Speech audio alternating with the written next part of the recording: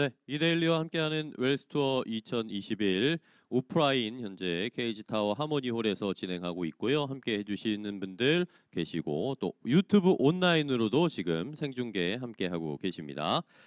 자, 이제 첫 번째 세션 이어서 두 번째 세션으로 넘어가 보도록 하겠습니다.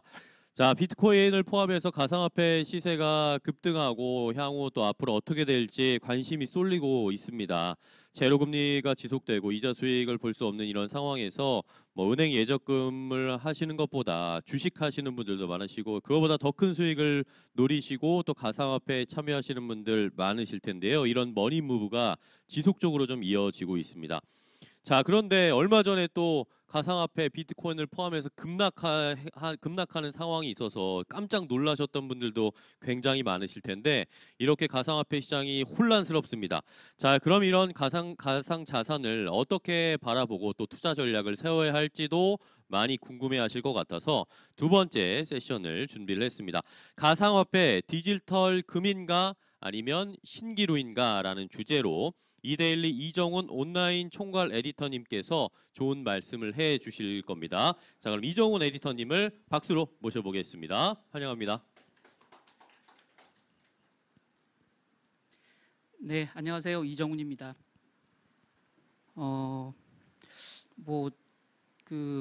다른 강사분에 비해서 저는 뭐 그다지 유명한 사람은 아닌데요. 꾸준히 저희 페이스북이나 저희 이데일리 홈페이지 상에서 투자 전략과 관련된 특히 이제 주식에 대한 글들을 꾸준히 써왔고요. 이전 슈퍼 사이클이었죠. 이 가상자산의 슈퍼 사이클이었던 2017년, 18년 동안 제가 이정훈의 암호화폐 읽기라는 52편짜리 시리즈 기획과 또 이정훈의 블록체인 탐방이라는 코인 프로젝트들을 하나하나 또 현장을 탐방하고 관련된 그 프로젝트들을 소개하는 그런 글들을 한 40회 정도 연재하면서 본격적으로 이 분야에 관련된 학습을 좀 시작을 했고요. 그 네트워크를 이용해서 또 개인적으로 좀 스터디를 많이 했고요. 한국 블록체인 협회에서 전문가 과정에서 블록체인 가상화폐 관련된 강연들을 좀 했었었고요. 최근에는 3프로TV에서 거시경제나 연준의 통화정책 관련된 얘기들을 좀 전문가 패널로 얘기를 하고 있습니다. 그래서 사실은 이 다음 페이지에서 한번 보시면 아실 텐데 지금 그 높은 그 롤러코스터의 꼭대기에 지금 강세장을 뜻하는 황소들이 이렇게 그 열차에 타고 있고요. 영어로 적혀 있는데요. 통상 이쯤이면 고함 소리를 질러야 될 것 같은데 뭐 이런 얘기들 하고 있습니다. 많은 분들이 고점에서 가상자산에 올라타서 지금 밤에 잠 못 이루는 그런 밤을 보내신 분들이 꽤 있을 것 같은데요. 이 내용 자체는 제가 지금 설명드리는 내용 자체는 특정 코인이 유망하다라고 찍어드리는 그런 어떤 제가 능력을 가지지도 못했고요. 왜냐하면 전 세계 10,000개 넘는 코인들이 존재하는데 제가 그걸 일일이 다 프로젝트들을 다 제가 간파하고 그 관련된 내용들을 어떤 프로젝트가 유망한지 어떤 코인이 유망한지 다 말씀드리긴 거 저 스스로 능력상 역부족이고요.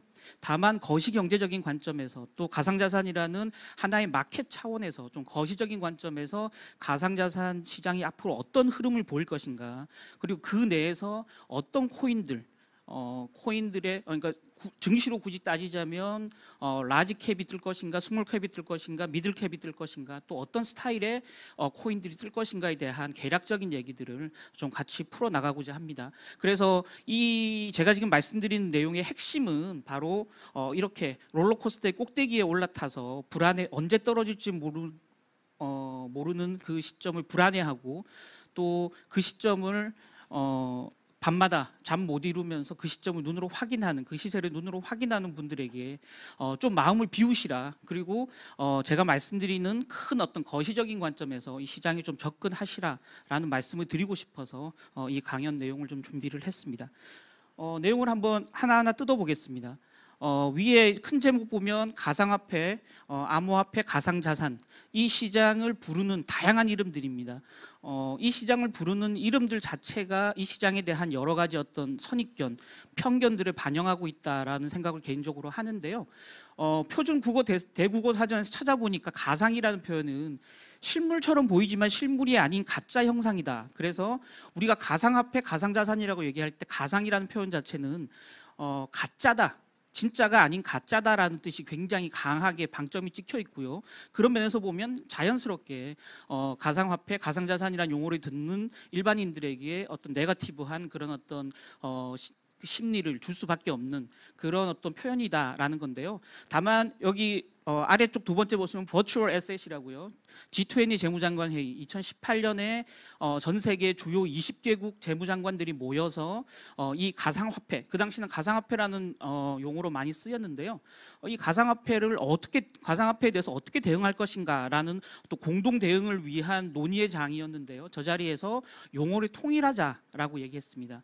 그래서 통일시하도록 만든 용어가 버추얼 에셋이고요. 저걸 그대로 한국말로 번역하자면 가상자산이다라고 번역할 수 있겠습니다. 그래서 저는 이 강연 내용 내내 이 시장을 가상화폐, 암호화폐보다는 가상자산이다라는 표현으로 좀 말을 드리고자 합니다. 다만 개인적으로는 암호화폐라는 표현이 가장 정확하다는 생각이 듭니다. 암호화폐는 가상이라는 느낌보다는 실제하지 않지만 디지털상에 존재하지만 암호화함으로써 해킹이나 위변조가 불가능한 형태로 화폐를 만들었다, 자산을 만들었다라는 의미의 그런 안전성 또는 이런 위변조 방지 이런 부분에 포커싱을 한 거기 때문에 암호화폐, 크립토커런시가 가지고 있는 본질을 가장 꿰뚫고 있는 용어다라는 생각이 드는데요. 다만 정부가 지금 정하고 있는 G20 재무장관 회의의 공통된 표기 방식을 따라서 가상자산이라는 이름으로 말씀을 드리겠습니다. 우리가 흔히 이제 가상자산, 가상화폐 얘기할 때 크게 두 가지 포인트가 있는 것 같습니다. 첫 번째는 내재 가치가 있느냐 없느냐 라는 게 이제 가상이라는 단어 표현 방식의 핵심적인 부분일 텐데요. 최근 들어서 뭐 여러 뉴스를 보신 분들은 알겠지만 제롬 파월 연준 의장이라든지 이주열 한국은행 총재라든지 이런 분들이 많은 부분 얘기했습니다. 영어로는 이제 intrinsic value라고 하는데요. 내재 가치. 이게 하나의 화폐라면 하나의 자산이라면 본질적으로 얘가 가지고 있는 가치 자체가 없다라는 거죠.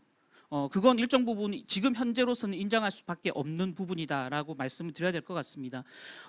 디지털상에 존재하는 부분이지만 어쨌든 간에 지금 현재로서는 그 자체로서는 가치를 가지지 못한다라는 거죠. 우리가 금을 흔히 이 가상자산을 디지털 금이라고 비트코인을 얘기하는데요. 금만 해도 사실은 뭐 우리 스마트폰 열어보시면 그 안에 얇은 금이 이제 안에 들어가 있는 부품으로 들어가 있는 거 확인하실 수 있을 텐데요. 금은 그 자체로 어떤 가치를 저장하는 수단이기도 하지만 한편으로는 산업재, 여러 가지 산업재의 원재료로 쓰이는 그런 어떤 물질이거든요. 그렇게 본다 그러면 단순한 장신구가 아니어도 금은 그 자체로도 충분히 가치를 가지는 어떤 이 4차 산업혁명 시대의 핵심적인 부품으로서 그 가치를 가진다라고 말씀드릴 수 있을 것 같은데요. 비트코인 또 그 외 가상자산들은 그 자체로 놓고 보면 본질적인 가치를 아직까지는 발현하지 못하고 있다라는 점에서 내재 가치가 없다라는 쪽이 조금 더 무게가 실리고 있다라고 말씀드릴 수 있을 것 같습니다. 다만 또 하나의 포인트는 뭐냐, 내재 가치는 없지만 그러면 가치가 있느냐 없느냐를 따져봐야 된다는 거죠. 우리가 배달의 민족,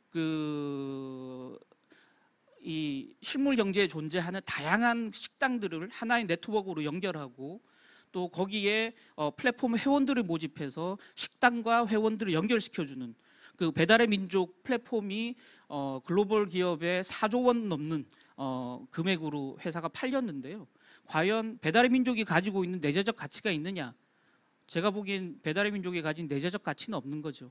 다만 배달의 민족이 가지고 있는 회원, 그 회원들이 가지고 있는 거래 내역에 대한 정보, 또 그들이 가지고 있는 정보를 하나의 네트워크로 연결시켜주고 있는 네트워크 효과, 이런 것들이 배달의 민족이 4조 원이 넘는 몸값을 받게 만든 어떤 가치다라고 볼 수 있을 것 같은데요. 비트코인 또 그 외에 가상자산 역시 그 자체로 본질적 가치는 없지만 네트워크상의 비트코인이 하나의 공공의 분산된 거래 장부를 만들면서 거래 내역을 거기다 기재하고 그 거래 내역을 암호화함으로써 위변조를 방지하는 그런 어떤 네트워크 자체의 어떤 작용들, 그런 부분들이 배달의 민족처럼 플랫폼이 가지는 그런 어떤 가치를 창출하고 있다라고 말씀드릴 수 있을 것 같습니다. 그러면서 보면 가치를 교환하는 화폐 역할은 아직까지 못하지만 가치를 저장해주는 그런 자산으로서의 역할은 충분히 할 수 있다라는 점에서 가상자산이라는 표현 자체도 충분히 좀 설득력 있는 표현이다라고 말씀을 드리고 싶습니다. 다음으로 넘어가시면요. 아까 제가 말씀드렸던 제가 한 52회에 걸쳐 썼던 이정훈의 암호화폐 읽기라는 그 연재물을 찾아보시면 이 비트코인이 가지는 어떤 기술적인 부분 또 시장적인 부분에 대한 디테일한 기사들을 굉장히 긴 기사입니다. 이거 52편을 통해서 그런 기본 정보들은 좀 취득하실 수 있으실 테고요. 제가 이 자리 자체는 투자에 대한 관점에서 설명드리러 나왔기 때문에 기술적인 부분들은 간단하게만 말씀을 드리겠습니다. 가상자산 하면 크게 세 가지 포인트가 있겠습니다. 첫 번째는 블록체인이라는 네트워크. 그래서 여러 가지 노드, 우리 노드라고 하는데요. 이 시장에 참가하는 시장 참가자들 하나하나 한 명 한 명을 우리 노드라고 얘기합니다. 그래서 컴퓨팅 파워를 가지고 있는 PC를 가지고 있는 사용자들입니다. 그 노드가 블록체인이라는 네트워크상으로 하나로 연결돼 있다. 온라인으로 연결돼 있다라는 거고요. 두 번째는 암호화. 아까 말씀드렸던 위변조라든지 그런 어떤 해킹을 방지하기 위해서 암호화함으로써 그런 어떤 핵심적인 암호 키를 이 장부 내에 저장하고 있다라는 게 두 번째 포인트고요. 세 번째는 분산 원장. 분산 원장은 중앙 집중형의 어떤 그 서드 파티라고 우리 얘기하는데요. 그래서 여기 한번 보시면 두 번째 그림 보시면 지금 일반적인 그 가운데 있는 중앙 집중형의 기관이 우리는 흔히 말하는 한국은행 우리나라의 화폐 시스템으로 보면 가운데 있는 존재가 한국은행이 되겠죠. 주변에 있는 건물들은 4개의 건물은 각각의 시중은행들이 될 거고요. 우리가 일반인들이 시중은행을 이용하면 시중은행에서 이용한 입출금 내역들이 중앙은행의 하나의 어떤 그 원장으로 중앙 집중형 원장으로 저장되게 돼 있습니다. 다만 가상자산이 가지는 비트코인이 가지는 분산 원장 시스템은 중앙 집중형의 중앙에 빅브라더가 존재하지 않고요. 다만 이 네트워크에 참여하는 하나하나의 노드, 아까 말씀드렸던 시장 참가자들, 컴퓨터를 만지고 있는 하나하나의 유저들이 하나의 노드를 구성하고요. 그 노드가 다 같이 어떤 공평한 입장에서 이 분산 원장을 다 같이 나눠 가지고 있다는 겁니다. 그런 면에서 보면 가상자산은 블록체인이라는 네트워크 상에서 모든 노드들이 공평하게 분산 원장, 각각의 거래 내역을 담을 수 있는 장부를 가지고 있고 그 내역들을 해킹하지 못하도록 여기 나와 있듯이 각각의 블록의 암호들을 그 다음 블록에 저장하는 형태로 가지고 있다. 그리고 가상자산은 이런 그 블록체인이 시스템이 돌아가도록 해주는 보상 시스템이다라고 말씀드리면 될 것 같습니다. 뒤에서 그 추가적인 설명을 좀 드려보겠는데요. 이렇습니다. 아까 말씀드렸지만 그 비트코인이라는 일종의 이제 화폐죠. 그 화폐를 이 네트워크 상에서 거래 내역을 기록하면 누군가가 기록하면 노드 중에 한 명이 기록하면 그 보상으로서 비트코인이라는 화폐가 지급됩니다. 그걸 우리는 채굴이라고 얘기하는데요. 아까 말씀드렸던 하나하나의 노드들은 기본적으로 컴퓨팅 파워, 컴퓨터를 가지고 있기 때문에 서로 경쟁해서 내가 새로 발생하는 거래 내역을 이 블록에다가 저장할 거야. 라는 어떤 적극적인 행동이 가능하고요. 그 행동을 성공시킨 누군가에게 보상 개념으로 비트코인이라는 그 화폐를 지급하게 됩니다. 그 행위를 우리는 채굴이라고 얘기하고요. 최근 들어서 많이 뭐 얘기들 들으셨겠지만 컴퓨터를 워낙 많이 돌리다 보니까 전기 사용량이 늘어나고 그 전기 사용은 대부분 화석 연료를 떼서 만든 전기이기 때문에 기후 변화에 굉장히 그 네거티브하다라는 의미에서 최근에 이제 비트코인을 폄훼하는 그런 세력들이 많이 존재하는데요. 뒤에 가서 비트코인이 그 기후 변화에 역행하고 있다라는 걸 반박할 수 있는 다른 설명들도 추가적으로 좀 드리도록 할 텐데요. 일단은 아까 말씀드렸던 대로 컴퓨팅 파워를 가지고 채굴을 함으로써 거래 내역을 분산 원장에 저장하고 그 보상으로서 비트코인을 받는다. 그 비트코인을 가지고 우리는 투자도 하고 최근 들어서는 뭐 여러 가지 기본적인 어떤 그 화폐 수단으로도 일정 부분은 활용은 되는데요. 그렇습니다. 지금 말씀드렸던 비트코인 얘기로 일단 좀 넘어가서 말씀을 드려보면요. 일단 비트코인, 디지털 금이라고 얘기하는데요. 왜 우리는 디지털 금이라고 얘기하냐. 금처럼 전체적인 발행량, 금도 그 매장량이 이 지구상에 정해져 있기 때문에 일정 부분 금을 캐면 기본적으로 더 이상 금의 공급량은 존재할 수 없다라는 의미에서 금은 굉장한 희소성을 가진다라고 얘기하는데요. 비트코인 역시 총 발행량이 2100만 BTC, BTC는 비트코인 개수를 헤아리는 단위입니다. 그래서 2100만 BTC로 발행량이 제한되어 있습니다. 그래서 여기 비트코인 케이스라는 그림을 한번 보시면 일반적으로 우리가 수요 공급 곡선을 보면 수요와 공급이 이렇게 그 X자로 엇갈려 있죠. 그래서 수요와 공급이 만나는 부분에서 가격이 형성되는데요. 비트코인은 총 발행량, 서플라이라고 표현되어 있는 총 발행량이 이렇게 일자로 서 있습니다. 왜냐하면 2100만 개로 지금 발행량이 고정되어 있기 때문에 따라서 수요가 늘어나면 자연스럽게 가격이 올라가는 형태로 그 수요와 공급 곡선이 움직일 수밖에 없다라는 겁니다. 그래서 작년 하반기부터 보셨겠지만 작년 하반기 올 초까지 비트코인 가격이 정말 뭐 그 지켜보는 사람들이 무서울 정도로 가격이 계속 하늘 높은 줄 모르고 치솟았던 이유가 공급량은 일정 부분 제한되어 있는데 수요가 계속 늘어남으로써 가격을 위로 끌어올리는 그런 어떤 작용을 했다라는 겁니다. 또한 비트코인이 가지는 두 번째 공급의 특성은 뭐냐면 반감기라는 게 존재합니다. 그래서 전체적으로 발행량을 인플레이션을 막기 위해서 발행량을 시간이 갈수록 줄이는 형태로 구성이 되어 있습니다. 그래서 여기 그래프 맨 앞쪽에 보시면 2009년인데요. 2009년은 바로 사카시 나카모토라는 분이 처음으로 이 비트코인을 만들면서 첫 번째 블록, 그러니까 제네시스 블록이라고 하는데요. 첫 번째 블록을 만든 시점이 2009년입니다. 그 시점을 그 고비로 해서 4년마다 한 번씩 아까 말씀드렸던 컴퓨팅 파워를 이용해서 거래 내역을 장부에 저장하고 그 대가로 받는 비트코인 양, 그래서 우리는 그걸 채굴이라고 하는데요. 그 채굴 보상량을 계속 절반으로 줄여 나가고 있습니다. 그래서 2012년도에 한 번 크게 줄였고요. 또 4년 후인 2016년도에 한번 크게 줄였고요. 또 작년이었죠. 작년 5월에 4년 만에 다시 한번 비트코인 채굴 보상량을 크게 절반 수준으로 줄였습니다. 이렇게 보시면 점점 계단 모양으로 아래로 내려가는 계단 모양으로 그 비트코인 채굴하는 그 양들이 이렇게 줄어듦을 보실 수 있으실 것 같습니다. 그에 따라서 비트코인은 이렇게 우상향 곡선으로 평평하게 발행이 되는 게 아니고요. 말씀드렸던 대로 채굴 보상량이 절반으로 계속 줄어들기 때문에 완만하게 기울기가 평평해지는 형태로 우상향 곡선을 그리게 됩니다. 그래서 지금 현재 저 가파른 그래프의 한 중간 정도 와 있는데요. 지금 우리가 앞으로는 그 발행량 증가가 점점 더 완만해질 것이다. 그래서 가격 상승의 탄력이 더 커질 수 있다라는, 물론 이제 전제는 수요가 늘어난다는 전제에 하겠죠. 예.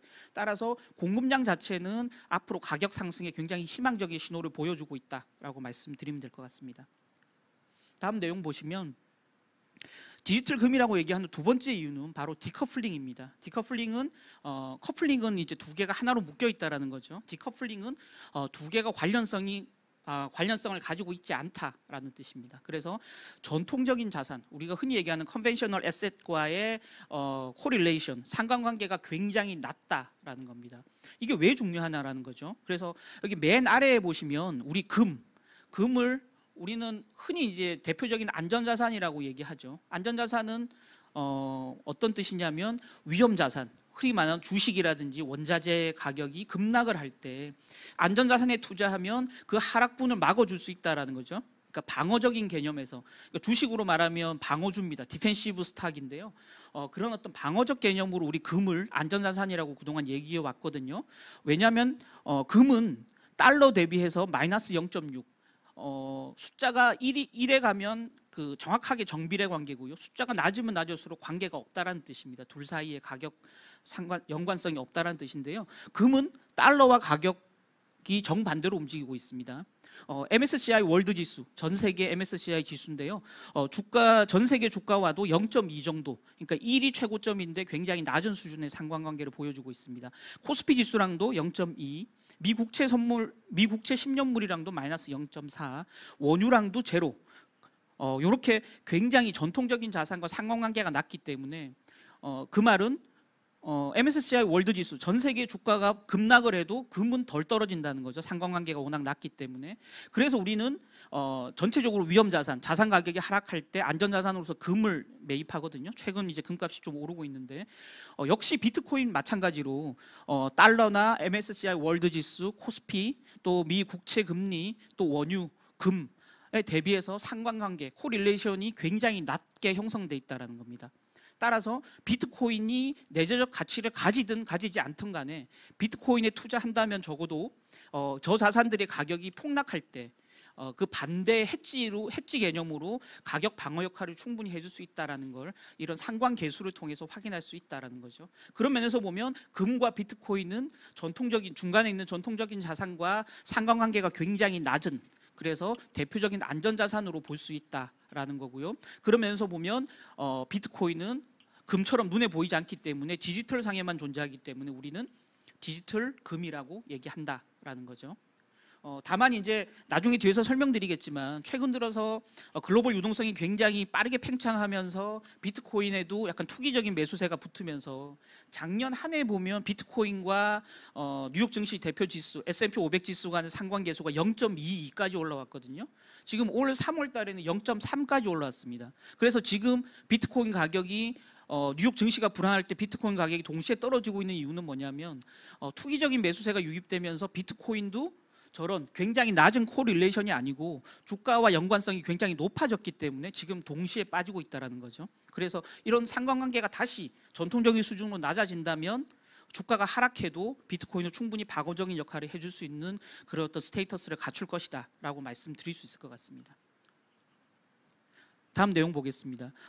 앞으로 이제 몇 개의 슬라이드는 그동안 작년 한 8월부터 지금 한 12개월 정도 되는 시간 동안 비트코인 가격 또 그 외에 가상자산 가격이 왜 이렇게 가팔리게 올라왔는지 보여주는 그런 데이터들이고요. 이 부분은 지금 최근에 가상자산 가격이 폭락을 했음에도 불구하고 여전히 유효한 논리다라는 걸 저는 강조드리면서 말씀드리고 싶습니다. 수익률에 목마른 기관 투자가들이다라고 얘기했는데요. 아시다시피 S&P 500 지수, 나스닥 지수를 보시면 작년 글로벌 팬데믹이 있었던 3월 20일, 2020년 3월 20일에 연중 최저점을 찍고 난 다음에 가파른 반등을 보였죠. 역시 비트코인도 3월 20일 즈음에서 최저점을 찍었습니다. 한 4,200달러 정도 됐고요. 지금은 오늘 약간 회복해서 한 4만 달러 정도 되니까 작년 3월 20일 대비 지금 한 10배 정도 비트코인 가격은 위로 올라와 있는데요. 왜 이렇게 비트코인 가격이 올라갔냐?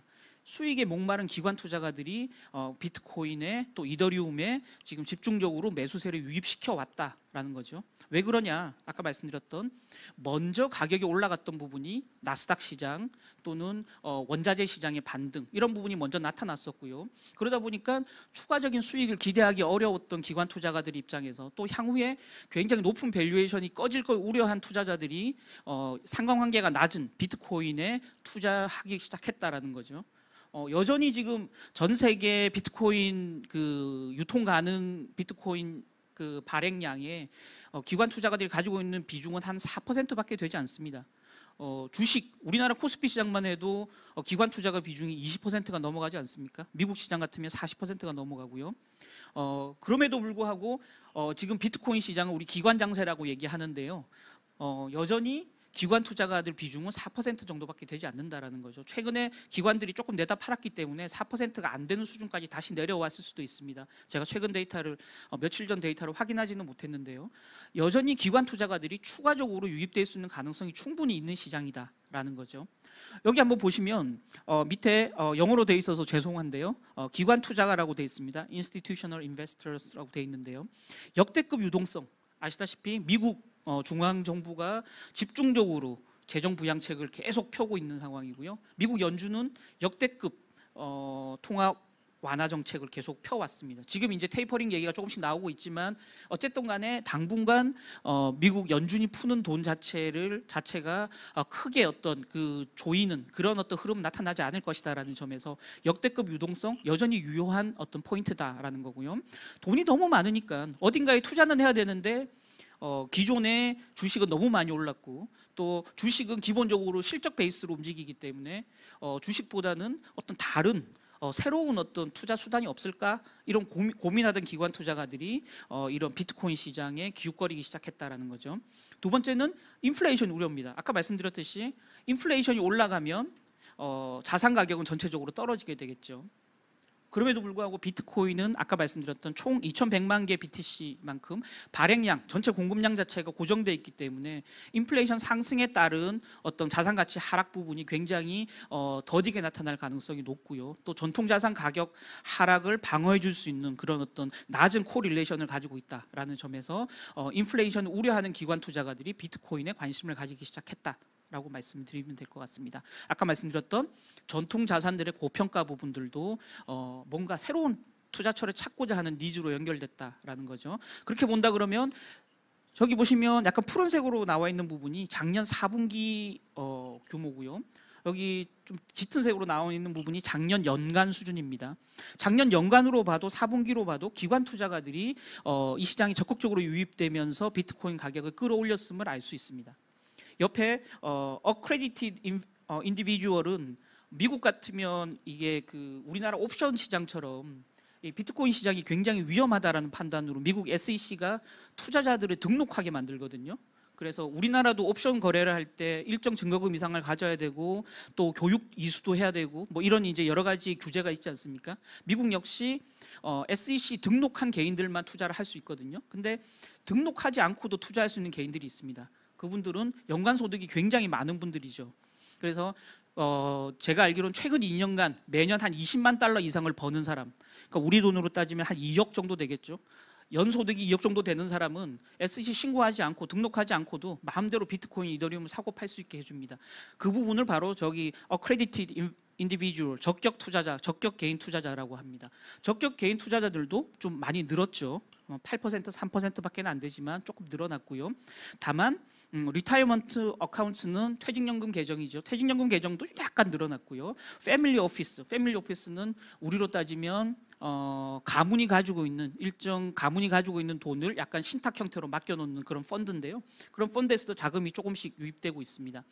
여기 보시면 또 우리가 흔히 투기라고 얘기하는 개인 투자자들의 유입은 작년까지만 해도 적어도 눈에 띄게 유입되지 않았다라는 거죠. 결국은 개인 투자자들의 투기적인 매수세는 올 초부터 나타났던 가파른 추가적인 상승 과정에서 개인 투자자들의 투기적인 거래가 있었지, 여전히 작년 같으면 기관 투자가들을 위주로 한 안정적인 자금 유입이 시장 상승을 이끌었다라고 볼 수 있을 것 같고요. 그래서 아시다시피 비트코인이 64,000달러까지 4월에 올라갔다가 지금 엊그제 장중 최저가 31,000달러까지 떨어졌거든요. 그러고 지금 이제 다시 4만 달러까지 반등을 했습니다. 이 3만 1,000달러대가 바로 작년 12월 수준입니다. 즉 기관 투자가들이 끌어올린 가격대가 한 3만 달러 정도거든요. 3만 달러부터는 어떤 탄탄한 지지력을 어떤 형성할 수 있는 가격대다라는 게 일정 부분 확인됐다라는 거죠. 그런 면에서 보면 3만 달러 이하로 내려갈 가능성은 극히 좀 낮지 않을까. 왜냐하면 기관 투자가들이 투매로 이어지지 않는 이상은 그런 부분들은 좀 그럴 가능성 굉장히 낮지 않을까라고 판단하고 있는 부분입니다. 다음을 보시면 이 시장에 참가하는 투자자들의 투자 방식도 굉장히 다양해졌습니다. 예전은 가상화폐 거래소, 가상자산 거래소나 가상자산 거래소가 그 운영하고 있는 OTC 시장이죠. 장외 시장에서 그냥 비트코인, 이더리움을 사고 파는 행위밖에는 사실 없었지만 지금은 투자할 수 있는 방법들이 굉장히 많아졌습니다. 그러다 보니까 기관 투자가들도 규제를 피해서 다양한 방식으로 이 시장에 참여할 수 있는 길이 열렸다라는 거죠. 그래서 직접 투자하는 기관들이 늘어났습니다. 이 부분은 그동안은 기관들이 직접 투자를 하려면 우리 수탁 업무라고 하죠. 커스터디 서비스가 있습니다. 그래서 기관들은 항상 그 투자할 때 내가 투자한 자산을 그 예탁원에 맡겨주고 청산하고 또 그걸 실시간으로 수익률을 환산해주고 하는 옆에 부가 서비스를 해주는 기관들을 가지고 있거든요. 그 기관을 우리는 수탁기관이라고 합니다. 그래서 펀드나 주식이나 기관들이 투자하고 거래할 때는 늘 수탁 서비스를 끼고 거래를 하게 되거든요. 수탁 서비스가 없으면 기관들은 펀드 매니저나 기관들은 투자하기가 굉장히 어려운데요. NYDIG 또 피델리티 또 BNY 멜론 그 외에 이제 코인베이스 등등 한 여러 기관들이 이 기관 투자가들이 직접 투자할 수 있도록 도와주는 그런 커스터디 서비스를 도입했다라는 거죠. 그러면서 기관들이 마음 놓고 직접 투자할 수 있는 어떤 그런 길이 열렸기 때문에 기관 투자가들의 투자가 일정 부분 늘어났다라고 볼 수 있을 것 같고요. 두 번째는 간접 투자할 수 있는 길들도 열렸다라는 거죠. 물론 아직까지 미국에서는 비트코인이나 이더리움 ETF가 아직 허용되지 않고 있지만 지금 캐나다라든지 또는 유럽이라든지 유럽 내에서 이제 스위스나 영국 또 남미에서 브라질 이런 나라들에서는 비트코인 ETF가 이미 승인을 받아서 거래소에서 상장돼서 거래되고 있습니다. 그래서 이런 ETF에도 기관 투자가들은 투자할 수 있죠. 또 트러스트, 아까 말씀드렸던 신탁. 그래서 이 가상자산 시장을 많이 보신 분들은 알겠지만 이 시장에서 작년에 가장 많은 이 가격을 끌어올린 주체가 그레이스케일이라고 하는 그레이스케일 인베스트먼트라는 자산 운용사인데요. 저 회사가 만든 그레이스케일 비트코인 트러스트 또 이더리움 트러스트 총 14개의 트러스트를 운영하고 있는데요. 저 펀드들이 간접 투자 펀드들이 전 세계적으로 제가 여기 한번 적어왔습니다. 보유하고 있는 자산 규모가 지금 461억 달러입니다. 우리 돈으로 환산하니까 52조 원 정도의 자금을 이 그레이스케일이 펀드로 운영하고 있습니다. 근데 저 펀드에 투자하고 있는 투자자들 중에서 90%가 기관 투자가들입니다. 결국은 기관 투자가를 대상으로 한 ETF 또 비트코인 트러스트, 이더리움 트러스터들이 굉장히 인기를 끌면서 간접 투자 형태의 투자도 늘어나고 있다라는 거죠. 간접 투자를 왜 기관 투자가들이 하느냐? 직접 사고 팔면 되지. 미국 SEC로부터 규제를 받는 기관들이 있거든요. 그래서 본인들이 본인 명의로 이 비트코인이나 이더리움을 사고 팔 때 회계 처리가 굉장히 어렵습니다. 그래서 SEC로부터 찍힐 수도 있고요. SEC 눈치를 봐야 되는 월가의 기관 투자가들은 직접 투자하지 않고 펀드에 투자하는 형태로 펀드 투자하면 기존 펀드랑 똑같은 계정으로 회계 처리를 하면 되니까 굉장히 수월한 방식이죠. 그래서 기관 투자가들이 ETF나 트러스트를 열심히 찾고 있다. 그래서 간접 투자가 시장을 많이 끌어올리고 있다라는 겁니다. 맨 마지막으로 해지 수단이 또 생겼다라는 거죠. 많이 들어보셨을 겁니다. 비트코인 선물, 이더리움 선물이 시카고 상품거래소에 상장되면서 지금 거래량이 엄청나게 폭발적으로 늘어나고 있습니다. 그래서 기관 투자가들 입장에서는 아예 그냥 비트코인을 사지 않고 이더리움을 사지 않고 그 시세를 추종하는 수익을 내기 위해서 그냥 비트코인 선물, 이더리움 선물을 이용하는 기관 투자가 굉장히 많습니다. 레버리지를 또 일으킬 수 있는 장점이 있고요. 또한 비트코인에 직접 투자했다면 가격 하락을 우려하는 기관 투자가라면 비트코인 선물을 매도함으로써 해지도 가능하죠. 그래서 그런 어떤 여러 가지 투자의 툴이 생기면서 기관 투자가들이 이 시장에 폭발적으로 늘어나고 있다. 그래서 옆에 차트를 한번 보시면 전체 디지털 자산의 포트폴리오 얼로케이션, 자산 배분을 하고 있는 기관 투자가들이 22에서 27%로 늘어났다. 이분들은 비트코인만 그냥 투기적으로 샀다 팔았다 하는 게 아니고요. 주식, 채권, 펀드 여러 가지 자산군 중에 일정 부분을 비트코인이나 이더리움을 채워서 포트폴리오 효과를 누리고 있다라는 겁니다. 아까 말씀드렸던 다른 자산 가격이 떨어질 때 저걸 가지고 수익률을 방어해 줄 수 있는 그런 용도로 활용하고 있다라는 거죠. 근데 그 증가분보다 가장 많은 부분이 맨 끝에 있는 부분이죠. 아예 퓨처스 선물을 통해서 이 비트코인과 이더리움의 엑스포저를 만들고 있는 기관 투자가들이 9%에서 22%로 빠르게 늘어나고 있다는 겁니다. 결국은 비트코인 선물, 이더리움 선물 투자자들이 빠르게 늘어나고 있고요. 또한 전체 자산에서 자산 포트폴리오에서 일정 부분을 가상자산으로 채우고 있는 기관 투자가들이 완만하게 늘어나고 있고요. 가운데 있는 부분은 그냥 직접 다른 자산 상관없이 비트코인, 이더리움을 사고 파는 투자자들입니다. 55에서 59%로 늘어났는데요. 이런 부분들이 다양한 형태의 투자가 늘어나면서 이 시장을 다양한 각도에서 부양해주고 있다라고 말씀드리면 될 것 같습니다. 다음 내용을 보시면 굳이 개별 회사 하나하나 다 보실 필요는 없는데 현금 효율화를 위해서 상장사들도 이 시장에 뛰어들고 있다는 겁니다. 상장사들은 아시다시피 영업 행위를 해서 이익 잉여금들을 회사에 현금 유보를 하고 있죠. 근데 그 현금을 가지고 배당을 하는 그 상장사도 있겠고요. 또 자사주를 사는 상장사도 있겠고요. 설비 투자를 하는 상장사도 있을 겁니다. 그러나 이걸 현금으로 그냥 가지고 있으면 인플레이션이 계속 올라가는 시점에 현금 가치가 떨어지겠죠.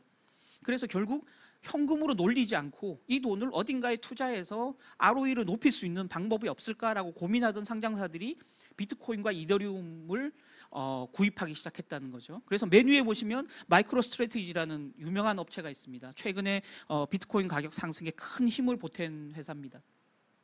나스닥에 상장되어 있는 기업용 소프트웨어를 만드는 회사인데요. 저 회사는 보유하고 있는 현금을 그냥 싸그리 비트코인을 샀고요. 그것도 모자라서 전환사채까지 찍어서, 그러니까 빚까지 내서, 지금 이제 금리가 워낙 낮은 수준이기 때문에 전환사채를 발행해서 그 돈을 가지고 비트코인까지 매입함으로써 지금 회사 주가가 굉장히 많이 올라가 있다. 최근에는 주가가 좀 비트코인 가격이 하락하면서 전체적으로 주가가 조금 조정을 받는 기미를 보이고 있습니다만은 여전히 꽤 높은 수익률을 올리고 있다는 거고요. 두 번째는 말도 많고 탈도 많은 테슬라가 두 번째로 많은 금액을 비트코인에 지금 투자하고 있고요. 그 외에 이제 스퀘어라는, 아시다시피 미국의 대표적인 모바일 지급 결제 업체입니다. 그래서 거기에 이제 스퀘어라는 업체, 또 여기 보시면 눈에 익은 중간쯤에 넥슨이라는 일본 증시에 상장되어 있는 우리나라 게임 회사죠. 넥슨도 1억 달러 정도를 비트코인에 투자하고 있고요. 많은 그 상장사들이 가지고 있는 현금을 조금 더 효율적으로 운용하기 위해서 이 비트코인 시장에, 가상자산 시장에 뛰어들고 있다. 이런 부분도 기관 투자가들의 매수와 함께 시장을 받쳐주는 큰 힘이 되고 있다라는 겁니다. 자, 세 번째는 약간 좀 이 악유가 있는 부분이긴 합니다. 결제 수단으로서도 활용하기 위해서 이 비트코인을 또 이더리움을 다른 또 카르다노나 다른 이제 여러 가지 코인들을 보고 있는 업체들이 있는 겁니다. 아직은 시범 단계지만, 또는 테슬라처럼 마케팅 차원에서 도입했다가 지금 이제 번복하기도 했지만 이런 이제 결제 수단을 시범적으로 좀 활용하고자 하는 기업들이 늘어나고 있고요. 이런 기업들은 기본적으로 비트코인 결제를 허용하기 위해서 본인들이 비트코인을 일정 부분 보유하고 있어야 되기 때문에 비트코인을 살 수밖에 없는 그런 어떤 시장의 호재로 작용하기도 하고요. 우리나라 잘 알다시피 다나리 발행하는 그 페이코인 같은 경우는 비트코인이 가지는 트랜잭션 타임, 그러니까 그 블록을 만드는데 10분당 블록 하나를 생산하기 때문에 비트코인 같은 경우는 초당 그 결제 어떤 처리 건수가 7건 정도밖에 안 되거든요. 그래서 그런 시간적인 어떤 갭을 좀 만회하고자 트랜잭션 타임을 보완해서 페이코인도 하나의 어떤 지급 결제 수단으로 지금 이제 맹렬하게 가맹점을 늘려가고 있는데요. 그래서 다날이라는 주식이 주가도 많이 올랐던 그런 어떤 경험들이 있는데요. 그럼에도 불구하고 여전히 아직까지는 시범적인, 또는 회사 홍보하기 위한, 마케팅하기 위한, 또 2030 1020 젊은 세대들에게 소구하기 위한 그런 용도로 아직은 활용되고 있다. 아까 말씀드렸던 화폐로서의 기능 자체는 아직까지는 좀 취약하다라고 말씀드리면 될 것 같습니다. 그럼에도 불구하고 화폐로서 활용 가능성 또한 지금 시장에는 호재로 작용하고 있다라는 걸 말씀드렸습니다. 그 다음에는 이제 지금까지는 주로 이제 비트코인을 중심으로 말씀드렸는데요. 아시다시피 2월부터 비트코인 가격을 넘어서는 아주 강한 놈이 나타났죠. 이더리움이라는 친구고요. 최근에 비트코인 가격이 조정을 받는 과정에서 이더리움은 상대적으로, 엊그제 폭락을 한번 했지만 상대적으로 좀 견조한 흐름을 보여주고 있습니다. 그럼 이더리움은 왜 가격이 그렇게 뛰냐? 비트코인하고는 약간 다른 컨셉인데요. 단순한 비트코인이 자산이라면 이더리움은 자산으로서의 가치 플러스 알파로 플랫폼으로서의 역할도 가진다라는 거죠.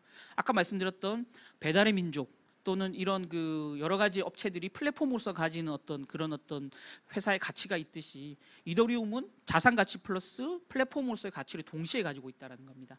그래서 그 디파이, 아시다시피 탈중앙화 금융이라는 겁니다. 탈중앙화 금융은 뭐냐면 우리가 대출을 받거나 또는 어떤 자산 투자를 하기 위해서 담보 대출을 받거나 또는 자금을 빌리거나 할 때 우리는 주로 은행들을 이용하지 않습니까? 은행이나 보험사나 저축은행이나 이런 금융기관들을 이용하지만, 금융기관은 끼지 않고 개인들 간에 자금을 조달하는 방식입니다. 그래서 이더리움은 스마트 컨트랙트라는, 그래서 나중에 아까 제가 말씀드렸던 제가 쓴 그 시리즈 기사를 읽어보시면 이 스마트 컨트랙이 뭔지를 아실 수 있을 텐데요. 비트코인과 구별되는 이더리움의 가장 큰 장점은 그 블록 하나하나에 또 네트워크 하나하나에 어떤 특정한 거래 조건을 입력해서 그 거래 조건이 자동으로 맞아떨어질 때 자동적으로 거래가 이루어질 수 있도록 해주는 그런 어떤 기능이 있는데요. 그 기능이 바로 스마트 컨트랙이라는 기능입니다. 그 스마트 컨트랙을 이용해서 개인들 간에 중앙에 금융기관을 끼지 않고 개인들 간에 서로 이더리움을 빌려주고 빌리고 또 이자 수익을 얻을 수 있는 그런 어떤 금융의 방식들이 존재합니다. 그 금융을 우리는 디파이라고 합니다. 그래서 내가 이더리움을 가지고 있는데 누군가는 돈을 좀 빌려서 비트코인을 사고 싶다라고 할 때 내가 가진 이더리움을 스마트 컨트랙을 이용해서 상대방에게 빌려주는 거죠. 일정 기간 빌려주고 이자 수익을 얻습니다. 그럼 저는 이더리움을 당장 팔지 않을 거기 때문에 이더리움을 빌려주고 일시적으로 빌려주고 이자 수익을 받을 수 있는 장점이 있고요. 상대방은 중앙의 은행이나 금융기관들을 끼지 않고 이더리움을 가지고 있는 실제 보유하고 있는 다른 유저한테 그 이더리움을 빌려서 그 이더리움을 팔고 또는 이더리움을 가지고 비트코인을 살 수 있는 그런 어떤 대출 기능을 담보하는 게 바로 탈중앙화 금융 디파이라는 방식입니다. 지금 디파이가 굉장히 빠르게 늘어나고 있는데요. 저기 한번 보시면 디파이 총 예치 금액 규모라고 나와 있습니다. 뭐냐면 아시다시피 증권사 같은 경우도 주식 담보 대출을 하기 위해서는 일정 부분 담보 대출 재원이 확보가 돼야 되는 거죠. 은행도 마찬가지로 대출을 하기 위해서 대출 재원, 대출 자산이 확보돼야만 대출을 할 수 있는데요. 저기는 디파이를 위해서 누군가에게 내 이더리움을 빌려주기 위해서 내 비트코인을 빌려주기 위해서 중앙에 맡겨놓은 예치해 놓은 이더리움의 규모입니다. 저게 늘어나고 있다는 말은 누군가에게 내가 보유하고 있는 가상자산을 빌려주고자 하는 수요가 저렇게 가파르게 늘어나고 있다는 거죠. 즉 디파이 금융, 탈중앙화 금융이 빠르게 늘어나면서 탈중앙화 금융의 플랫폼으로 사용되는 이더리움에 대한 가치가 계속적으로 올라가고 있다는 거고요. 또 하나는 아시다시피 최근 많이 들어보셨을 겁니다. NFT라고요. 대체 불가능 토큰. 그래서 얼마 전에 이세돌 구단이 그 알파고를 이겼던 사국 네 번째 대국 그 NFT가 경매에 붙여서 2억 원 정도에 팔렸다라는 소식이 들렸었는데요. 그런 NFT에 활용되는 네트워크가 바로 이더리움 블록체인 네트워크입니다. 그래서 이더리움이 디파이뿐만이 아니고 NFT라는 새로운 어떤 투자의 행태의 핵심적인 플랫폼 역할을 해주고 있다라는 점에서 투자 수요가 굉장히 빠르게 늘어나고 있다라는 거고요. 디지털 증권 플랫폼이라고요. 최근 들어서 아예 이제 코인 형태로 채권을 찍거나 주식을 발행하거나 하는 디지털 에셋들이 굉장히 빠르게 늘어나고 있습니다. 그래서 시범 사업들이 늘어나고 있는데요. 그 시범 사업 역시 아까 말씀드린 스마트 컨트랙을 활용한 이더리움 플랫폼을 이용한 형태로 발행되고 있기 때문에 여러 가지 실제 사용처가 있다라는 거죠. 아까 말씀드렸던 비트코인은 금과 달리 실제 사용처가 없으니까 내재 가치가 없다라고 얘기들 했는데 이더리움은 그 자체로 여러 가지 쓸모들이 존재하더라. 그러니까 뭔가 비트코인하고 다른 어떤 투자의 가치가 또 하나 더 있는 거네 라고 이제 투자자들은 느끼기 시작했고 그런 부분들이 이더리움의 어떤 그 랠리의 핵심적인 그 배후가 됐다라고 말씀드리면 될 것 같습니다. 그래서 투자의 메인스트림이 되고 있다라는 거죠. 이 가상자산 시장이 우리나라만 해도 저기 한번 보시면 뭐 많은 분들이 뉴스를 통해서 보셨었겠지만 증시가 좀 조정을 받는 국면에 그 가상자산 거래 규모가 코스피 전체 거래 대금을 넘어서는 이런 약간 역사적인 사건들이 존재했었죠. 물론 투기적인 매수세가 유입된 영향이었겠지만 어쨌든 간에 하나의 어떤 상징적인 사건이었다라고 말씀드리면 될 것 같고요. 정확하게 우리나라 아직 가상자산 거래소가 특검법이 이제 그 발효는 됐습니다만은 전체적인 어떤 그 금융당국이 데이터를 확보하고 있지 않기 때문에 정확한 가상자산 투자자 규모는 알 수 없지만 지금 현재 공식적인 계좌가 한 270만 개 정도 된다고 하고요. 또 뭐 언론에서 말하는 암호화폐 가상자산 투자자 규모는 얼추 500만 명이 넘을 걸로 추정을 하고 있는 상태입니다. 이 역시도 뭐 정확한 어떤 중앙 당국의 통계는 없는 상태이기 때문에 약간 믿거나 말거나 이 영역이겠지만 여전히 이렇게 글로벌 해외 거래소를 넘나드는 개인 투자자들도 존재하고요. 그런 면에서 보면 충분히 300만, 400만이 넘는 숫자가 지금 이 시장에서 투자를 열심히 하고 있을 것이다라고 추정할 수 있을 것 같습니다. 심지어 최근 들어서는 60, 70 세대들까지도 어떤 노후 자산을 이 시장에 운용하는, 제 개인적으로는 좀 아찔해 보이긴 하지만 뭐 그렇게 어르신들도 이 시장에 적극적으로 좀 참여하고 있다. 여전히 그럼에도 불구하고 우리나라 전체 가상자산 투자자의 60% 이상은 2030 세대가 차지하고 있다. 뭐 이렇게 말씀드리면 될 것 같습니다. 자, 그래서 아까 포트폴리오 효과를 말씀드렸는데요. 지금 기관 투자가들의 포트폴리오가 바뀌고 있다라는 겁니다. 그래서 최근 들어서 나온 그 피델리티 보고서인데요. 이렇게 되어 있습니다. 피델리티는 우리 흔히 이제 전통적인 기관 투자가들은 위험 자산인 주식을 한 60%, 안전 자산인 채권을 한 40%, 둘은 주로 가격이 정반대로 움직이죠. 이 반대로 움직이는 주식 채권을 한 6대 4 정도로 담고 있고요. 다만 이제 아시다시피 중앙은행들이 정말 뭐 역대급 통화 부양 조치를 계속 취하니까 글로벌 금리가 거의 뭐 제로 수준까지 내려가 있고 유럽에서는 마이너스 금리까지 가 있기 때문에 채권으로서 투자 수익을 낼 수 있는 가능성이 거의 없다. 그래서 피델리티는 채권 부분을 일정 부분 줄이고 그 부분 채권 대신에 비트코인을 담아라라고 지금 보고서상에 공고를 하고 있습니다. 이건 지난달에 냈던 보고서고요. 제가 보고서 원문을 보고 직접 기사를 썼습니다. 그래서 이 풀 내용을 알고 싶으면 피델리티 이정훈으로 검색을 네이버에서 한번 해보시면 제가 쓴 기사 내용을 알 수 있을 텐데요. 저기 표를 한번 보시면 이렇습니다. 가상의 형태입니다. 지금 최근 30년간 투자를 했다라고 가정하고요. 그동안의 시세입니다.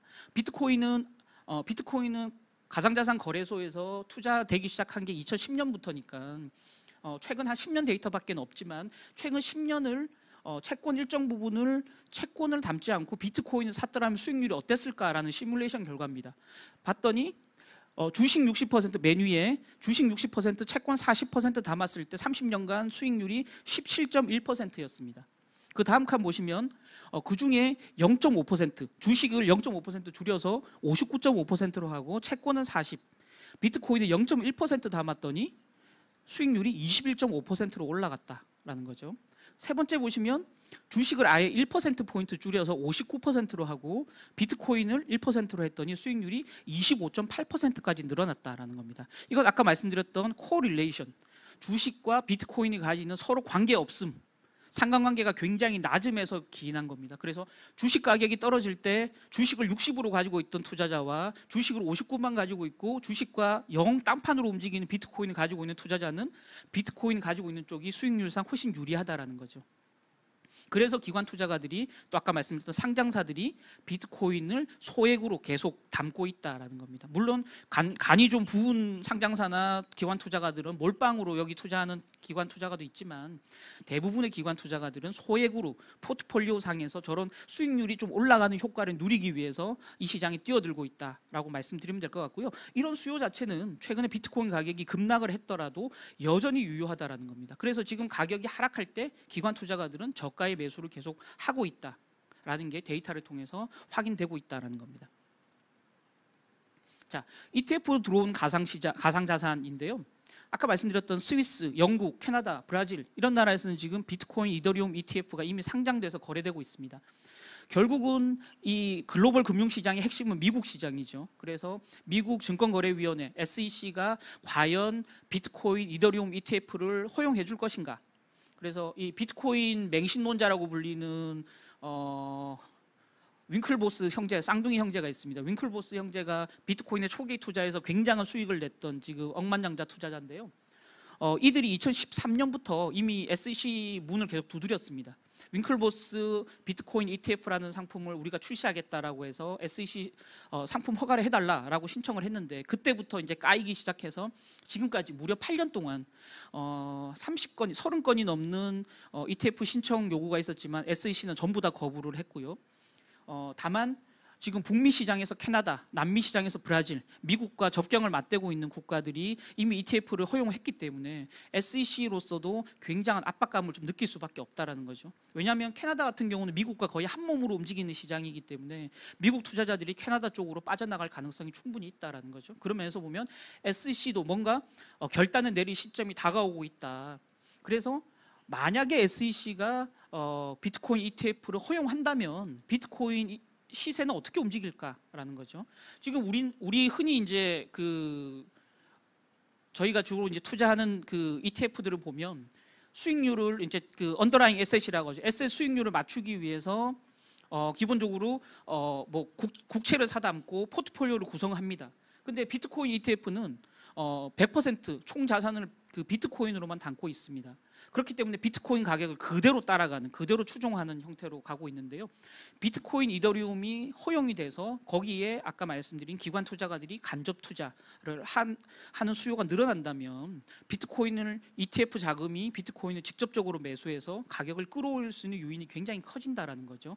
그래서 아래에 보시면 전체적으로 그 GLD라고요. 전 세계에서 가장 큰 금 ETF 상품입니다. 그 상품이 저기 그 하단의 바를 보면 그 상품의 총 자산이 얼마큼 늘어나냐에 따라서 금 선물 가격이 위로 올라가는 걸 확인할 수 있을 것 같습니다.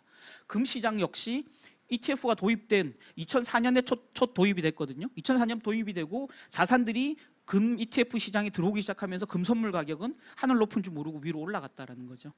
지금 비트코인 시장도 ETF에 뛰어들기 직전이다. 미국 시장에 관한 한. 그래서 미국 SEC가 만약에 비트코인 ETF를 허용한다면 금만큼의 속도를 낼 것인가는 알 수 없지만 적어도 비트코인을 집중적으로 ETF 자금이 매수하면서 가격을 같이 위로 끌어올리는 그런 효과를 충분히 누릴 수 있을 것이다라고 기대한다라는 거죠. 그래서 JP 모건 같은 경우는 3월에 낸 보고서에서 이렇게 얘기했습니다. 저거는 전제가 있습니다. 미국에서 비트코인 이더리움 ETF를 허용한다라는 첫 번째 전제, 두 번째는 비트코인이 금의 흐름을, 역사적 흐름을 똑같이 따라간다는 전제하에서 만약에 비트코인 ETF가 허용되고 비트코인이 금을 그대로 따라간다면 비트코인 가격이 14만 달러까지 갈 수 있다라고 전망을 했죠. 물론 이제 굉장히 낙관적인 전망입니다. 금하고 똑같이 갈 수 있다는 보장은 아무도 할 수는 없죠. 다만 지금보다 가격이 올라갈 수 있는 여지는 충분히 있다. 수급적인 어떤 큰 호재다라고 말씀드리면 될 것 같습니다. 뭐 뒷부분부터는 좀 빨리빨리 해야 될 것 같습니다. 시간 관계상. 그럼에도 불구하고 최근에 각국 규제 당국의 여러 가지 이제 엄포성 발언들을 통해서 비트코인 가격이 아래로 출렁출렁 떨어지는 걸 눈으로 확인하실 수 있을 것 같습니다. 남은 가장 큰 리스크는 여전히 규제입니다. 규제. 그래서 아까 말씀드렸던 미국도 한국도 금융당국에서는 내재 가치가 없는 자산인데 왜 여기 투자하냐, 굳이 조심해라 라고 계속 경고의 메시지를 던지고 있죠. 또한 비트코인 이더리움과 달리 흔히 잡코인이라고 얘기하는 코인의 이름을 빌려서 자금을 조달해서 한몫 챙기려고 하는 나쁜 세력들이 이 시장에도 똑같이 존재하죠. 코스닥 시장에도 있듯이 그런 작전 세력들이. 그래서 여기 와서 그런 어떤 작전들을 펴는 세력들이 있기 때문에 금융당국은 그런 어떤 잡초들을 솎아내는 작업들을 해줘야 됩니다. 투자자 보호 차원에서. 그래서 지금 이제 여당을 중심으로 우리나라도 투자자 보호 차원에서 규제를 강화하겠다라는 목소리를 내고 있고요. 조만간 규제 강화로 갈 가능성이 굉장히 커졌습니다. 다만 규제의 역설이 이런 겁니다. 규제 때문에 가격은 하락하지만 규제 때문에 궁극적으로 가격은 더 오를 수 있다라고 봐야 되는 거죠. 왜냐하면 규제를 한다는 말은 결국 제도권 안으로 그 자산을 받아들인다라는 거죠. 두 번째는 아까 말씀드렸던 잡코인들, 그런 잡초들을 솎아냄으로써 시장을 투명하게 깨끗하게 만들어준다는 효과가 있고요. 세 번째는 불량한 거래소들을 퇴출시키고, 우리 지금 특정금융거래법, 특금법을 도입하면서 뭐 여러 가지 KYC라든지 또는 자금 세탁 방지 규정을 못 지킨, 은행 실명 계좌를 못 받은 거래소들을 퇴출하기로 돼 있지 않습니까? 불량 거래소들을 퇴출하고 불량 거래소들이 마구잡이로 상장시킨 코인들이 같이 퇴출되면서 핵심적인 자산들, 핵심적인 코인 가격은 위로 더 올라갈 가능성이 커지고 있다는 거죠. 매기가 집중되면서. 그래서 다음으로 보시면 그럼에도 불구하고 저는 리스크 요인을 같이 말씀드려야 되지 않을까라는 생각이 듭니다. 첫 번째, 화폐로 가는 길이 여전히 험난하다라는 거죠. 아까 화폐로서 쓰일 수 있는 기대감 때문에 가격이 오르는, 일정 부분 오르는 효과도 있었다고 하지만 말씀드렸던 대로 거래 체결 시간이 너무 지금 딜레이 되고 있다는 겁니다. 여기 보시면 비자 같은 경우는 초당 거래 처리를 24,000건이나 할 수 있는데 비트코인은 1초당 7건밖에 거래를 못합니다. 그래서 실질적으로 비트코인을 가지고 물건을 사거나 어떤 서비스를 이용하고자 할 때 불편함을 굉장히 많이 느끼게 되는 거죠. 최근에는 뭐 비트페이라든지 이런 지급결제 전문 기관들이 중간에 들어왔지만 그런 기관들한테도 수수료를 추가적으로 내야 되고요. 또 KYC, 본인 개인 인증을 또 해야 되거든요. 그런 면에서 보면 굉장히 불편함이 있다. 시간도 많이 걸리고 수수료도 더 내야 되고 불편한 어떤 그런 개인 인증 과정들이 필요하기 때문에 여전히 화폐로 쓰이기는 굉장히 어렵다라고 말씀드리면 될 것 같습니다. 또한 화폐로 쓰이기 어려운 부분은 뭐냐? 가격 변동성이 너무 크다라는 거죠. 아까 말씀드렸듯이 결제를 했는데 물건을 샀는데 1분 후에 보니까 가격이 2배로, 물론 그럴 일은 없겠지만 가격이 2배로 뛰어 있으면 얼마나 배가 아프겠어요. 그래서 이런 부분이 있습니다. 그 테슬라 같은 경우 얼마 전에 그 일론 머스크가 전기차를 비트코인으로 살 수 있게 한다라고 발표하면서 비트코인 가격이 급등을 했었죠. 근데 그로부터 일주일 만에 일론 머스크는 그걸 없던 일로 하겠다라고 얘기했죠. 근데 사실 없던 일로 한 게 굉장히 다행스러운 거죠. 그러니까 테슬라의 환불 규정은 사실 이런 식이었습니다. 뭘로 환불해 줄지는 테슬라가 마음대로 결정한다라는 방식이었거든요. 그래서 누군가가 비트코인으로 1,000만 원어치를 가지고 전기차를 샀는데 가격이 나중에 조금 있다 보니까 2,000만 원이 됐다. 근데 환불을 요청할 때 그냥 1,000만 원 현금으로 돌려줄 수 있는. 근데 나중에 보니까 비트코인 가격이 500만 원으로 절반 반토막 나 있더라. 그럴 때는 비트코인으로 돌려주는. 그러니까 어떤 현금으로 줄 것인가 가상자산으로 줄 것인가를 테슬라가 마음대로 선택할 수 있게 함으로써 결제하는 결제자 입장에서는 엄청난 리스크를 쥐게 만들었던 거죠. 그 부분이 바로 가격 변동성이 가지는 화폐로서 기능이 취약성을 보여주는 단적인 예다라고 말씀드리면 될 것 같습니다. 또한 기후변화와의 화해를 모색해야 되는 큰 숙제가 남아 있습니다. 빌 게이츠 같은 경우 지금까지 썼던 어떤 지급결제 수단보다도 비트코인은 가장 많은 전기를 소비하는, 인류 역사상 가장 많은 전기를 소비하는 방식이고, 그래서 기후 문제에 굉장히 나쁜 존재다 비트코인은, 이렇게 지금 폄하했고요. 방금 말씀드렸던 일론 머스크가 비트코인 거래를, 지급결제를 없던 일로 하자고 발표하면서 바로 이 기후 문제를 들고 일어났습니다. 최근 아시다시피 ESG라는 거대한 어떤 투자의 흐름들이 존재하거든요. E는 환경, S는 사회 책임, G는 거버넌스, 지배 구조인데요. 그래서 글로벌 자금들이, 블랙록을 비롯한 글로벌 기관 투자가들의 자금들이 이 환경을 중시하는 기업에 투자하고 환경을 중시하지 않는 기업에선 자금을 회수하는 이런 전략들을 막 펴고 있거든요. 그러다 보니까 테슬라 입장에서, 일론 머스크 입장에서는 전기를 그렇게 많이 소비하는 비트코인에 투자를 해, 니들이 비트코인을 가지고 지급결제를 해? 이래서 글로벌 투자자들한테 압박을 받았을 가능성이 굉장히 크고요. 그것 때문에 비트코인 지급결제를 철회했을 가능성이 굉장히 크다라는 거죠. 여기 표를 한번 보시면 비트코인이 전 세계에 있는 데이터 센터를 돌리는 전기량에 버금갈 정도로 네덜란드가 1년 동안 쓰는 전기량보다 더 많은 양을 비트코인 하나가 지금 취하고 있다는 겁니다. 다만 최근 들어서는 이제 비트코인 업계에서도 재생에너지, 주로 이제 수력 발전인데요. 재생에너지를 이용해서 이 비트코인을 채굴 하는 방식도 도입이 되고 있고요. 또 나중에 뭐 시간이 되면 설명드릴 수도 있겠지만 지금 비트코인이 쓰고 있는 그 합의 메커니즘, 그러니까 채굴하기 위한 합의 메커니즘을 다른 형태로 함으로써 전기 사용량을 굉장히 줄일 수 있는 방식도 지금 고민들이 이루어지고 있는 상태이기 때문에 기후변화와의 화해는 어느 정도 시점에는 모색이 될 수 있을 것이다. 다만 아직까지는 기후변화, 환경 문제에는 비트코인이 굉장히 취약하기 때문에 투자의 세계에서 조금 찬밥 대접을 받을 가능성도 여전히 존재한다라고 말씀드리면 될 것 같습니다. 또한 최근 이제 많이 얘기되고 있는 각국 중앙은행들이 비트코인을 엄청나게 까고 있죠. 그 말은 전 세계 지금 126개국 그 중앙은행 중에 한 90개 이상의 중앙은행들이 이 CBDC라고 얘기하는 중앙은행이 발행하는 디지털 화폐 발행을 준비하고 있습니다. 지금 중국 같은 경우 인민은행은 이미 지금 시범 사업을 중국 내 4개 도시에서 시범 사업을 하고 있는 상태고요. 루빈이 이렇게 얘기했습니다. CBDC가 도입되면 비트코인을 누르고 완전히 밀어내버릴 것이다. 비트코인 니들은 더 이상 쓸모가 없을 것이다 라고 얘기하는데요. 다만 그럼에도 불구하고 반대로 드러켄밀러 같은 그 헤지펀드의 대부는 암호화 화폐가 달러화를 기축통화에서 몰아낼 수도 있다라고 얘기를 하고 있습니다.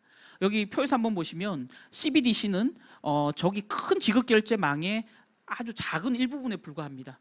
따라서 모든 법정 화폐를 디지털 화폐로 대체할 수 있는 게 아니기 때문에 적어도 중앙은행 디지털 화폐가 발행된다 하더라도 아주 일정 부분만 시범적으로 사용될 가능성이 크기 때문에 비트코인을 완전히 배척할 가능성 거의 없다라고 말씀드리면 될 것 같습니다. 그럼에도 불구하고 단기적으로는 각국 중앙은행들이 비트코인을 견제할 가능성은 굉장히 크다. 단기적으로는 좀 악재 요인이 될 수 있다라는 겁니다. 자, 그렇다면 이제 결론적으로 가서 어디에 투자할 것인가? 이제 비트코인인가, 비트코인을 제외한 나머지 알트코인인가, 둘 중에 하나를 택해야 되는데요. 이렇게 좀 말씀드리고 싶습니다. 단기 투자에 따른 피로도, 실제 투자하시는 분들 굉장히 피곤하시죠. 24시간 내내 밤에도 지켜봐야 되는데요. 그러다 보니까 장기 투자를 하고자 하는 니즈가 늘어날 수밖에 없을 겁니다. 또한 아까 말씀드렸던 규제의 역풍이 있기 때문에, 규제가 계속 중간중간에 끼어들기 때문에 단타로 투자해서는 좀처럼 수익을 내기 어려운, 어느 시점에 규제가 끼어들지 알 수 없기 때문에요. 그래서 결국은 비트코인, 이더리움 같이 시가총액이 가장 큰 1, 2위 종목을 장기 투자하는 형태가 가장 적합하다라는 겁니다.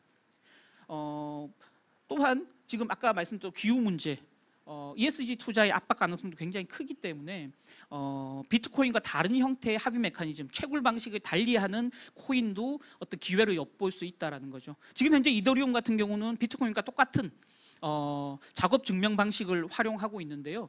이더리움은 지금 이더리움 2.0에서는 이 방식을 지분 증명 방식으로 바꾸려고 합니다. 전기 사용량이 훨씬 적은 방식으로 바꾸려고 하고 있고요. 가장 작은 전기 사용량을 쓰면서도 가장 빠른 그 트랜잭션 시간, 거래 처리 용량을 보여주고 있는 카르다노라든지 솔라나 같은 코인들도 존재합니다. 결제 방식에서 굉장히 가공할 만한 능력을 보여주고 있는 코인들인데요. 저런 코인들은 좀 단기적으로 투자할 만하다. 다만 길게 투자한다면 지금 SEC의 법망을 이미 벗어나 있는, 그러니까 SEC는 지금 리플 같이 증권형이라고 의심되는 코인들을 계속 법적으로 문제 삼고 불법 코인으로 규정하고 결국 퇴출시킬 준비를 하고 있습니다. 다만 이미 2018년에 SEC는 비트코인과 이더리움은 증권이 아니다라는 판단을 이미 내렸고요. 비트코인과 이더리움은 이미 SEC가 건들지 않습니다. 그렇게 본다 그러면 규제의 역풍에서 완전히 벗어나 있는 코인 두 개를 꼽으라면 전 세계에서 비트코인과 이더리움밖에 없다. 또 시가총액이 가장 크고 지금 기관 투자가들이 본격적으로 들어와 있는 코인이 단 두 개다라는 점에서 비트와 이더에 대한 장기 투자가 적합하다라는 거고요. 아까 말씀드렸던 환경 문제를 고려한다면 저 아래에 있는 코인들도 일정 부분은 좀 고려해 볼 만하다. 다만 소액으로 투자해야 된다는 거고요. 투자의 방식, 아까 말씀드렸던 투자 방식은 여러 가지가 있다고 말씀드렸는데요. 직접 투자하는 방식도 있고요. 선물 투자하는 방식도 있고, 또 펀드를 통한 간접 투자 방식도 있고요. 아예 가상자산 관련주에 투자하는 방식도 있겠죠. 아까 페이코인을 발행하는 단알에 투자하는 것처럼. 따라서 어떤 방식을 택하든지 개인이 선택할 문제지만 리스크 관리 차원에서 본다면 소규모 장기 투자가 안전하다. 그래서 기관 투자가들처럼 본인의 포트폴리오, 내가 1억을 금융자산에 굴린다면 그중에 100만 원, 1000만 원 정도를 비트코인이나 이더리움에 장기 투자하는 일정 부분 포트폴리오 효과를 누리는 형태의 투자가 좀 필요하다라는 거고요. 그게 아니라면 안전한 간접 투자 방식을 활용하는 게 좋다. 또 우리 골드러시 때 미국 서부에서 금이 막 마구잡이로 난다라고 하면서 많은 사람들이 미국 서부 개척 시대에 금광 사업에 뛰어들었지만 결국 돈 번 사람은 누구다? 바로 금을 캐는데 그 바지를 제공했던 청바지 업체들, 이런 인프라 업체들이 결국 돈을 벌었다라는 거거든요. 그래서 비트코인에 직접 투자하는 방식보다는 거기에 인프라를 깔고 있는 업체들을 통한 간접적인 어떤 과실을 따먹는 전략도 필요하다. 그래서 아까 말씀드렸던 마이크로 스트래티지나 국내 단알이나 또는 스퀘어나 뭐 심지어는 테슬라 역시 비트코인 가격이 올라가면 주가도 동시에 올라가는 형태이기 때문에 그런 종목들을 통한 겹불쬐기 전략도 충분히 좀 고려해 볼 만하다라는 말씀을 드리겠습니다. 자, 끝으로 세금 문제가 있는데요. 2022년부터 바로 내년부터죠. 한 해에 250만 원 이상을 이 가상자산으로 벌어들인 투자자에 대해서 양도소득세 20%를 과세하기로 했습니다. 주식 같은 경우는 양도소득세 적용이 2023년부터인데요. 주식은 물론 또 5천만 원까지는 비과세인데 비트코인이나 이더리움 같은 경우는 250만 원 이상이면 무조건 세금을 내야 됩니다. 20% 내야 되니까 고려 요인이고요. 다만 상속 증여세 같은 경우도 지금 2022년부터 내야 됩니다. 최대 50%까지 내야 되는데요. 비트코인을 사서 자녀에게 그냥 물려주고 싶다.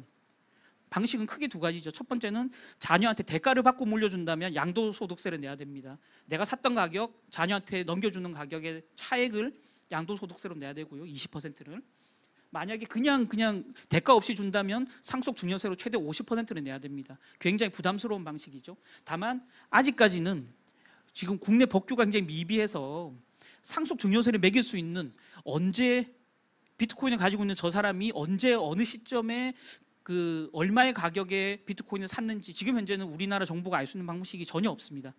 그렇기 때문에 지금 현재 올해 내년쯤 비트코인, 이더리움을 사서 자녀에게 물려준다면 마지막 남은 시점이 올해 내년까지가 아닐까. 그래서 상속증여세가 아마 내년까지는 정부가 과세할 수 있는 방법이 거의 없다. 물론 이제 필요에 따라서 어떤 그 혐의점을 인지하고 거래소를 압수수색하지 않는 이상은 찾을 수 있는 방법이 없다라는 점에서 상속증여세는 한 내년까지는 충분히 좀 그 과세 부담 없이 할 수 있겠지만 그 이후에는 최대 50%의 상속증여세 부담이 있기 때문에 뭐 단순하게 자녀 증여 목적으로 어떤 상속 목적으로 비트코인과 이더리움에 장기 투자하겠다는 부분은 조금 더 재고해 볼 만한 필요가 있겠다라는 말씀 드리도록 하겠습니다. 예, 오늘 여기까지 시간 관계상 뭐 마무리 말씀은 좀 줄이고요. 뭐 혹시 질문 있으면 질문 받도록 하겠습니다. 네. 혹시 질문 있으신 분 손 들어주셔도 되고요. 네, 없으신 것 같습니다. 네, 오늘 이정훈 에디터와 함께 이 가상화폐와 관련된 이야기를 자세하게 들어봤습니다. 좋은 말씀 들려주신 이정훈 에디터 큰 박수 부탁드리겠습니다. 고맙습니다.